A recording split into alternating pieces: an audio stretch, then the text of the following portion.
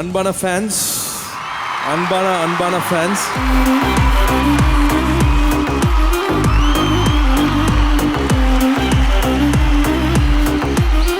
எப்படி நான் அந்த அன்கண்டிஷனல் லவ் சொன்னனோ, எதையும் எதிர்பார்க்காத அன்பு சொன்னனோ, எப்படி நான் எல்லாத்தையும் மேலே வச்சு அண்ணாந்து பார்க்குறேன்னு சொன்னனோ, அது எல்லாம் உங்களுக்கும் பொருந்தும்.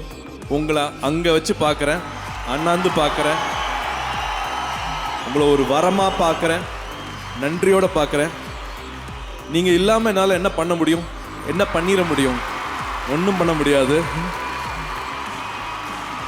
இந்த அன்புக்கு என்றைக்குமே தலை வணங்குறேன்.